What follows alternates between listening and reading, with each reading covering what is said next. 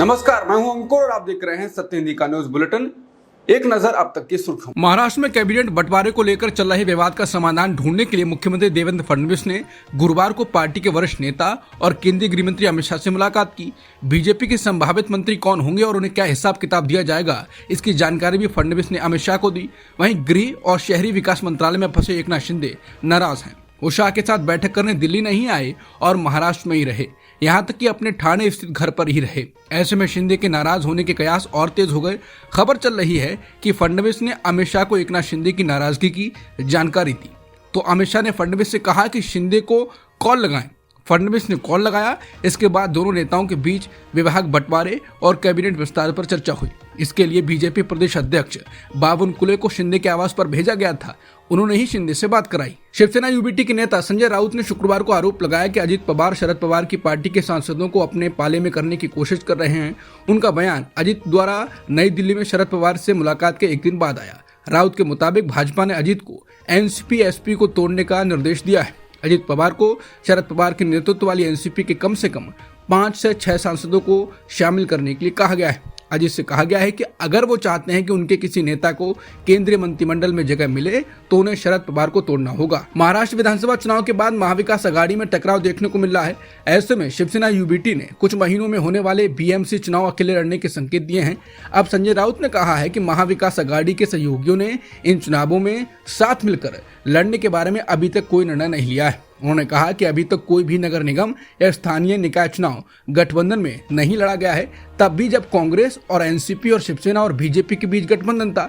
राउत ने कहा कि ये अलग अलग तरह के चुनाव हैं और स्थानीय कैडर को मजबूत करने के लिए अकेले ही लड़ा जाना चाहिए और फिर उस ताकत का इस्तेमाल लोकसभा और विधानसभा चुनावों में किया जाना चाहिए।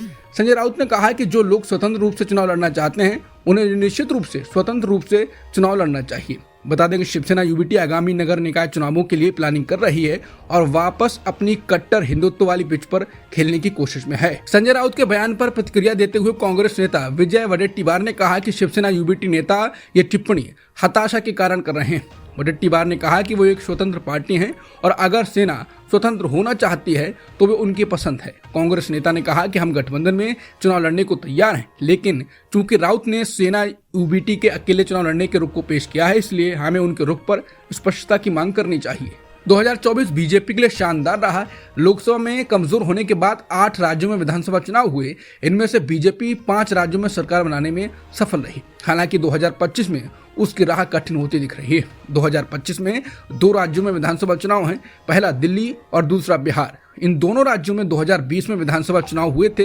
दिल्ली में जहां लगातार जीत की हैट्रिक लगाकर आप मुखिया केजरीवाल ने बीजेपी को झटका दिया था, वहीं बिहार में जदयू बीजेपी गठबंधन ने जीत हासिल की थी। हालांकि बाद में नीतीश कुमार बीजेपी से नाता तोड़कर महागठबंधन में शामिल हो गए और बीजेपी को विपक्ष में लाकर खड़ा कर दिया। राजनीतिक जानकारों की माने तो बीजेपी के लिए दिल्ली और बिहार की राह आसान नहीं है। केजरीवाल दिल्ली में सत्ता में वापसी के लिए पूरी दमखम लगा रहे हैं, तो बिहार में बीजेपी और जदयू के नेता लगातार विधानसभा चुनाव साथ लड़ने का दावा कर रहे हैं, तो आरजेडी ने कांग्रेस के साथ मिलकर कमर कस ली है। सभापति जगदीप धनखड़ के खिलाफ अविश्वास प्रस्ताव लाए जाने के बाद शुक्रवार को राज्यसभा में भारी हंगामा हुआ। इसे लेकर विपक्ष के नेता और कांग्रेस अध्यक्ष मल्लिकार्जुन खड़गे और धनखड़ के बीच जुबानी जंग भी हुई, जिसके कारण राज्यसभा की कार्यवाही दिन भर के लिए स्थगित कर दी गई।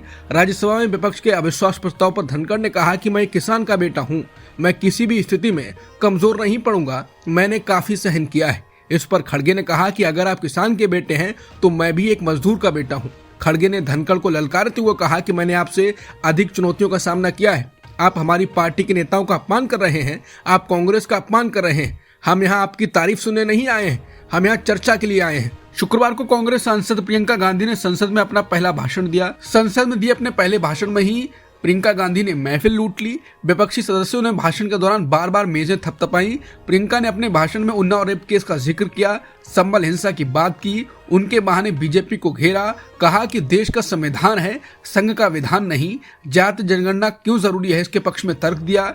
चुनाव के दौरान पीएम मोदी के मंगलसूत्र वाले बयान पर तंज कसा। सरकार पर एक खास व्यक्ति को देश के संसाधनों को देने का आरोप लगाया। मोदी सरकार की तरफ से विपक्षी नेताओं के कथित दमन का मुद्दा उठाया। कहा ये देश भय से नहीं चलेगा, साहस से ही चल सकता है। ये देश कायरों के हाथ में ज्यादा देर तक कभी नहीं रहेगा। ये देश उठेगा, ये देश लड़ेगा। क्या राहुल गांधी को भारत जोड़ो यात्रा में गुल्लक देने वाले 2 बच्चों को ईडी ने अनाथ कर दिया? दरअसल राहुल गांधी को भारत जोड़ो यात्रा के दौरान 2 बच्चों ने गुल्लक भेंट दी थी। आरोप है कि इसके बाद ईडी ने बच्चों के पिता मनोज परमार के यहाँ छापा मारा और उन्हें अकारण परेशान किया जाने लगा। सीहोर जिले के आष्टा में कारोबारी मनोज परमार और उनकी पत्नी नेहा का शव शुक्रवार सुबह घर में फंदे पर लटका मिला। 8 दिन पहले 5 दिसंबर को ईडी ने परमार के इंदौर और सीहोर स्थित 4 ठिकानों पर छापा मारा था। मनोज ने आरोप लगाया था कि उन्हें इसलिए परेशान किया जा रहा है क्योंकि वो कांग्रेस के समर्थक हैं। दिग्विजय सिंह ने उनके लिए वकील का इंतजाम किया था। आज दिग्विजय सिंह ने लिखा है कि मनोज इतना घबराया हुआ था कि आज सुबह उसने और उसकी पत्नी ने आत्महत्या कर ली। मनोज परमार को इसलिए परेशान किया जा रहा था क्योंकि उसके बच्चों ने राहुल गांधी को अपनी बचत से गुल्लक भेंट दी थी। दिग्विजय ने कहा कि मैं इस प्रकरण में ईडी डायरेक्टर से निष्पक्ष जांच की मांग करता हूं। मध्य प्रदेश कांग्रेस अध्यक्ष जीतू पटवारी ने कहा कि नफरत और बदले की इस कार्रवाई की मैं कठोर शब्दों में निंदा करता हूं। निर्मला सीतारमण जी संसद में मोदी की सत्या की हत्यारी करतूत पर बयान दें और देश को बताएं कि ईडी कैसे सरकारी इशारे पर अब हत्याएं कर रही है। उन्होंने कहा कि पीएमओ ईडी के दोषी अधिकारियों के खिलाफ तत्काल हत्या का मुकदमा दर्ज करें, स्वतंत्र संवैधानिक संस्थाओं का जानलेवा दुरुपयोग बंद करें। दुख की इस घड़ी में कांग्रेस पीड़ित परिवार के साथ खड़ी है। न्याय के लिए हम निर्णायक लड़ाई लड़ेंगे। उन्होंने कहा कि मैं दुर्भावना से भरी इस राजनीतिक कार्रवाई का विरोध करने आष्टा पहुंच रहा हूं। फिर दोहरा रहा हूं कि सीहोर जिले का आष्टा ईडी के आतंक का नया अड्डा बनकर सामने आया है। श्री मनोज परमार जी और उनकी पत्नी ने आत्महत्या नहीं की है, बीजेपी के दबाव में उनकी सरकारी हत्या हुई है। कांग्रेस नेता राहुल गांधी ने शुक्रवार को कपूर परिवार के साथ मोदी की हालिया मुलाकात को लेकर पीएम मोदी पर तंज कसा और उनसे वास्तविक मुद्दों का समाधान करने को कहा। राहुल गांधी ने इंस्टाग्राम पर कट कट कट टाइटल से एक वीडियो पोस्ट किया जिसमें पीएसयू कर्मियों के साथ उनकी बातचीत को दिखाया गया है, जिसमें उनकी चिंताओं पर चर्चा की गई है और इसकी तुलना कपूर परिवार के साथ प्रधानमंत्री मोदी की बातचीत से की गई है। राहुल ने पोस्ट में कहा, कट कट कट, वास्तविक मुद्दों पर ध्यान केंद्रित करें। बता दें, कपूर फैमिली के साथ बातचीत करते वक्त जब राज कपूर की बहन रीमा कपूर पीएम से अपनी बात कह रही होती हैं, रीमा अटकते हुए बोलती हैं, आदरणीय प्रधानमंत्री नरेंद्र मोदी जी। उनके इतना कहते ही पीएम मोदी फिल्मी स्टाइल में कट बोलते हैं। इस पर सब हंसने लगते हैं।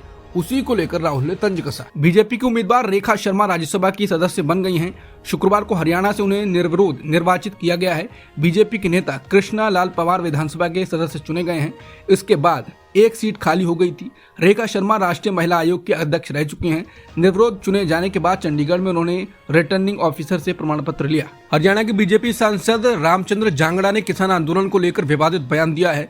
जांगड़ा ने कहा कि 2021 में टिकरी और सिंगू बॉर्डर पर जो किसान आंदोलन हुआ वहीं से हरियाणा में नशा आया है। उसके पहले हरियाणा में 2 ही तरह का नशा था। साथ ही उस समय दोनों बॉर्डर के पास के गाँव से 700 लड़कियां गायब हो गयी। न्यूज एजेंसी एनआई के मुताबिक बीजेपी सांसद ने चेतावनी देते हुए कहा कि युवाओं को बहकाने वाले और राज्य को नुकसान पहुंचाने वाले आंदोलन से दूर रहें। उन्होंने कहा कि 1 साल तक आंदोलन चलता रहा जिसका नुकसान हरियाणा को हुआ है। किसान नेता राकेश टिकैत पर हमला बोलते हुए उन्होंने कहा कि वो 2 बार चुनाव लड़े और हार गए। कुछ लोग हरियाणा के भाईचारे को खत्म करना चाहते हैं। जांगड़ा के बयान पर भाकियू संघर्ष के राष्ट्रीय अध्यक्ष सरनजीत सिंह ने पलटवार किया। किसान नेता ने कहा कि मैं उनसे पूछना चाहता हूं कि आपने क्या कार्रवाई की। किसान कभी आतंकवादी हो जाता है तो कभी बलात्कारी हो जाता है। ऐसे सांसद के खिलाफ सरकार को कार्रवाई करनी चाहिए। आपने एक नया एजेंडा शुरू कर दिया है और आपकी नैतिक जिम्मेदारी है। अगर ऐसा होता तो आप कार्रवाई करते। किसान नेता सरवन सिंह पंढेर ने हरियाणा और पंजाब के लोगों से बड़ी संख्या में खनौरी और शंभू बॉर्डर पर इकट्ठा होने को कहा है। समाचार एजेंसी एनआई से बातचीत में सरवन सिंह पंढेर ने कहा कि हमारे आंदोलन के 10 महीने पूरे हो गए हैं। सरकारी एजेंसियां लोगों में भ्रम पैदा करने की कोशिश कर रही हैं। लोग बड़ी संख्या में प्रदर्शनों में शामिल हो रहे हैं, इसलिए बीजेपी सरकार परेशान है। पंजाब के कुछ किसान संगठनों के एक गुट ने केंद्र सरकार के खिलाफ दिल्ली चलो की अपील कर रखी है। इन किसानों की सरकार से कई मांगे हैं, जिनमें फसलों के न्यूनतम समर्थन मूल्य की कानूनी गारंटी और स्वामीनाथन आयोग की रिपोर्ट को लागू करना शामिल है। 17 दिनों से आमरण अनशन पर बैठे किसान नेता जगजीत सिंह डल्लेवाल का प्रधानमंत्री मोदी के नाम खुला पत्र लिखा गया है, जिसे शंभू बॉर्डर पर भी सभी किसान नेताओं ने अपने अपने सोशल मीडिया हैंडल पर शेयर किया। इस खुले पत्र में डल्लेवाल ने लिखा कि मैं देश का एक साधारण किसान जगजीत सिंह डल्लेवाल बड़े दुखी और भारी मन से आपको ये पत्र लिख रहा हूँ। चिट्ठी में उन्होंने अपने खून से हस्ताक्षर भी किए हैं। डल्लेवाल ने लेटर में लिखा कि या तो 2011 में किया वादा पूरा करें या फिर मेरी कुर्बानी लेने के लिए तैयार रहें। अगर मेरी मौत हुई तो इसकी जिम्मेदारी आपकी होगी। अनशन की वजह से उनकी सेहत लगातार बिगड़ती जा रही है। उनके स्वास्थ्य की जांच कर रहे चिकित्सकों का कहना है कि अब डल्लेवाल का शरीर ही उनके शरीर को खाने लगा है। किडनी, लीवर बहुत कमजोर हो चुके हैं। किसी भी समय किडनी और लीवर फेल हो सकता है। वहीं हार्ट अटैक का खतरा भी बढ़ता जा रहा है। डल्लेवाल कैंसर के मरीज भी हैं और उन्होंने भोजन के अलावा दवाएं भी खाना बंद कर दी है। डॉक्टरों का कहना है कि डल्लेवाल के बिगड़ते स्वास्थ्य को देखते हुए उन्हें इलाज की सख्त जरूरत है, नहीं तो स्थिति बिगड़ सकती है। उनका वजन 12 किलो कम हो गया है। हालांकि मोदी सरकार को इससे फर्क नहीं पड़ रहा है। इलाहाबाद हाईकोर्ट के जज जस्टिस शेखर कुमार यादव पर महाभियोग चलाने का प्रस्ताव शुक्रवार को राज्यसभा के महासचिव को सौंपा गया। प्रस्ताव पर 55 राज्यसभा सांसदों ने हस्ताक्षर किए, जो महाभियोग प्रस्ताव लाने के लिए आवश्यक 50 सांसदों की सीमा से अधिक हैं। कपिल सिब्बल के नेतृत्व में एक प्रतिनिधि मंडल ने महाभियोग प्रस्ताव प्रस्तुत किया। भारत के संविधान के अनुच्छेद 217(1) के बी और अनुच्छेद 218 के साथ अनुच्छेद 124(4) और 124(5) के तहत एक जज को न्यायिक नैतिकता, निष्पक्षता और सार्वजनिक मुद्दों को कमजोर करने वाले कार्यों के आधार पर पद से हटा जा सकता है, ताकि न्यायपालिका पर लोगों का भरोसा कायम रह सके। वहीं विश्व हिंदू परिषद के सार्वजनिक कार्यक्रम में विवादित भाषण के 4 दिन बाद इलाहाबाद हाईकोर्ट के चीफ जस्टिस ने जस्टिस शेखर यादव का जुडिशियल रोस्टर बदल दिया है। 16 दिसंबर से प्रभावी नए रोस्टर के अनुसार जस्टिस यादव सिर्फ सिविल अदालतों के आदेशों, विशेष रूप से 2010 तक के आदेशों से जुड़ी पहली अपील की सुनवाई करेंगे। जस्टिस यादव अभी तक रेप और यौन अपराध मामलों से संबंधित प्रमुख जमानत अर्जियों को देख रहे थे। उनका मौजूदा रोस्टर 15 अक्टूबर को लागू किया गया था, लेकिन अब 16 दिसंबर से उन्हें नए रोस्टर के मुताबिक काम करना होगा। इलाहाबाद हाईकोर्ट के जस्टिस शेखर कुमार यादव को हटाने की प्रक्रिया शुरू कराने के लिए राज्यसभा के महासचिव को नोटिस दिया गया है। जाने माने वकील और राज्यसभा सांसद कपिल सिब्बल ने कहा है कि इलाहाबाद हाईकोर्ट के जज जस्टिस शेखर कुमार यादव पर महाभियोग लगाने के लिए हमने राज्यसभा के महासचिव को नोटिस दिया है। भारत के संविधान में दिए गए प्रावधानों के मुताबिक सुप्रीम कोर्ट या हाई कोर्ट को जजों को हटाने की प्रक्रिया संसद के किसी भी सदन में शुरू की जा सकती है। इस प्रक्रिया को शुरू करने के पहले नोटिस दिया जाना जरूरी है। बता दें, संविधान के अनुच्छेद 124(4) के मुताबिक जज को हटाने की प्रक्रिया तभी आगे बढ़ती है जब इस प्रस्ताव को दोनों सदनों के कुल सदस्यों में से बहुमत का समर्थन मिलता है। साथ ही प्रस्ताव का समर्थन करने वाले सांसदों की संख्या सदन में मौजूद और मतदान करने वालों सदस्यों की 2/3 संख्या से कम नहीं होनी चाहिए। जज को हटाने की सारी प्रक्रिया पूरी होने के बाद ये प्रस्ताव राष्ट्रपति के पास जाता है। इसके बाद राष्ट्रपति के आदेश पर ही जज हटाए जा सकते हैं। हैदराबाद में भगदड़ मचने के मामले में दिन भर चले अनपेक्षित घटनाक्रमों के बाद पुष्पा 2 के अभिनेता अल्लू अर्जुन को शाम को राहत मिल गई। पुलिस ने सुबह गिरफ्तार किया, निचली अदालत ने 14 दिन के लिए जेल भेज दिया और शाम को हाईकोर्ट ने उनकी अंतरिम जमानत दे दी। इधर मृतक महिला रेवती के पति ने मीडिया कर्मियों से कहा है कि वो केस वापस लेने को तैयार हैं और वो भगदड़ या अपनी पत्नी की मौत के लिए अल्लू अर्जुन को जिम्मेदार नहीं मानते। कोलकाता हाईकोर्ट ने शुक्रवार को आरजीकर मेडिकल कॉलेज और अस्पताल में ट्रेनी डॉक्टर के साथ बलात्कार और हत्या के मामले में कॉलेज के पूर्व प्रिंसिपल को बेल दे दी है। समाचार एजेंसी एनआई और पीटीआई ने इसकी पुष्टि की है। कोलकाता हाईकोर्ट ने आरजीकर मेडिकल कॉलेज के पूर्व प्रिंसिपल संदीप घोष और कोलकाता के ही पूर्व पुलिस अधिकारी अभिजीत मंडल को बेल दे दी। अभिजीत मंडल आरजीकर मेडिकल कॉलेज में हुई रेप और हत्या की घटना के इंचार्ज ऑफ। मोदी सरकार और उसके नेता लगातार कहते रहते हैं कि भारत को विकसित बनाएंगे जल्द ही और वर्ष 2047 तक भारत विकसित हो जाएगा, लेकिन विश्व बैंक ने इस जुमले को चेतावनी दी है। भारत को विश्व बैंक ने कड़वी घूंट भी दे दी है। विश्व बैंक का कहना है कि विकसित देश बनने के लिए भारत के पास बहुत कम समय है और इस दौरान उसे कई बड़े सुधारों को अंजाम देना होगा। अगर भारत ऐसा नहीं कर पाता है तो उसे अमेरिका की मौजूदा इकोनॉमी के 1/4 बनने में ही 75 साल लग जाएंगे। विश्व बैंक ने यह भी कहा है कि भारत लगातार एक कम आय वाले वर्ग वाले समूह में शामिल है, जबकि विगत 34 वर्षों में 34 देशों ने मध्य आय वाले वर्ग से उच्च आय वाले वर्ग में अपनी जगह बना ली है। भारत को आगाह किया गया है कि जल्द ही स्थिति नहीं सुधारी तो फिर भारत बहुत पीछे रह जाएगा, कर्ज में डूब जाएगा। रिपोर्ट में कहा गया है कि 2022 की रिपोर्ट के अनुसार अमेरिका में प्रति व्यक्ति आय $37,683 था, जबकि उस वर्ष भारत में आय $2,393 थी। वन नेशन वन इलेक्शन के मुद्दे पर विपक्षी दल लगातार प्रतिक्रिया दे रहे हैं। इसी सिलसिले में प्रमुख विपक्षी दल कांग्रेस के अध्यक्ष मल्लिकार्जुन खड़गे ने प्रतिक्रिया दी। खड़गे ने कहा कि हम देखेंगे इस विधेयक में क्या है और सरकार कैसे इसे लागू करेगी। पहले हम सारे विषयों को देखेंगे, फिर इस पर प्रतिक्रिया देंगे। वहीं असम में AIUDF के महासचिव डॉक्टर हाफिज रफीकुल इस्लाम ने दावा किया है कि बीजेपी इस बिल को पास कराने की कोशिश नहीं करेगी। उनका कहना है वो इसे JPC को भेज देंगे। भारत एक विशाल देश है, यहाँ वन नेशन वन इलेक्शन बहुत मुश्किल है और तकरीबन असंभव है। गुरुवार को एक देश एक चुनाव को कैबिनेट की मंजूरी मिलने के बाद विपक्षी दल लगातार इस पर तीखी प्रतिक्रियाएं दे रहे हैं। इसी सिलसिले में उत्तर प्रदेश के पूर्व मुख्यमंत्री और सपा प्रमुख अखिलेश यादव ने कहा कि एक देश एक चुनाव सही मायनों में एक अव्यवहारिक ही नहीं, अलोकतांत्रिक व्यवस्था भी है। अखिलेश यादव ने कहा कि कभी सरकारें अपनी समयावधि के बीच में ही अस्थिर हो जाती हैं, तो क्या वहां की जनता बिना लोकतांत्रिक प्रतिनिधित्व के रहेगी? इसके लिए संवैधानिक रूप से चुनेगी सरकारों को बीच में ही भंग करना होगा, जो जनमत का अपमान होगा। दरअसल एक देश एक चुनाव लोकतंत्र के खिलाफ एक तंत्री सोच का बहुत बड़ा षड्यंत्र है, जो चाहता है एक साथ ही पूरे देश पर कब्जा कर लिया जाए। महाराष्ट्र कांग्रेस के वरिष्ठ नेता नसीम खान ने एक देश एक चुनाव पर सवाल उठाते हुए कहा कि अगर सरकार सच में एक साथ चुनाव कराना चाहती है तो उसे संसद और सभी राज्य विधानसभाओं को तुरंत भंग कर देना चाहिए। इसके बाद पूरे देश में एक साथ चुनाव कराए जाए और ये चुनाव बैलेट पेपर से होने चाहिए।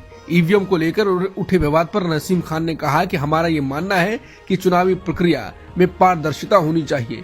अगर EVM पर सवाल उठते हैं तो उसकी जांच होनी चाहिए। हम चाहते हैं कि चुनाव बैलेट पेपर के माध्यम से हो ताकि जनता का विश्वास चुनावी प्रक्रिया में बना रहे। उन्होंने ये भी कहा कि 5% VVPAT की गिनती से चुनाव परिणामों की पूरी विश्वसनीयता सुनिश्चित नहीं हो सकती है और पूरी गिनती की जांच होनी चाहिए। बेंगलुरु में सॉफ्टवेयर इंजीनियर अतुल सुभाष की मौत के मामले में दहेज, उत्पीड़न, घरेलू हिंसा के मौजूदा कानून में संशोधन की मांग वाली याचिका सुप्रीम कोर्ट में दाखिल की गई है।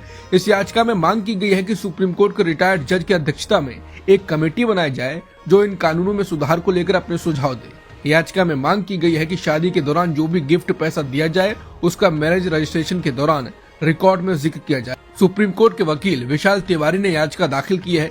याचिका में सुप्रीम कोर्ट के 2 फैसलों का हवाला देते हुए पति और उसके परिवार के सदस्यों का उत्पीड़न रोकने के लिए दी गई टिप्पणियों पर विचार करने और उन्हें लागू करने का निर्देश देने की मांग की गई। विनोद कांबली की मदद के लिए पूर्व कप्तान कपिल देव एंड कंपनी आगे आई है और विनोद कांबली भी उनके प्रस्ताव पर सहमत होकर रिहैब के लिए तैयार है। कपिल एंड कंपनी कांबली को अपने पैरों पर वापस खड़ा होने में मदद करने के प्रस्ताव के साथ आगे आई थी, लेकिन केवल तभी जब कांबली जरूरी उपाय करने और रिहैब में जाने के लिए तैयार हो। कांबली ने अपने पूर्व भारतीय साथी के सुझाव का खुले तौर पर स्वागत किया और कहा कि जब तक उनके साथ उनका परिवार है उन्हें किसी बात का डर नहीं। जब कांबली से उनकी वर्तमान वित्तीय स्थिति के बारे में पूछा गया तो उन्होंने कहा कि वो खराब है, लेकिन जिस तरह से मेरी पत्नी ने सब कुछ संभाला है उसके लिए सलाम है। अब तक की सुर्खियों में इतना ही। बाकी खबरों के लिए बने रहिए सत्यहिंदी.com के साथ।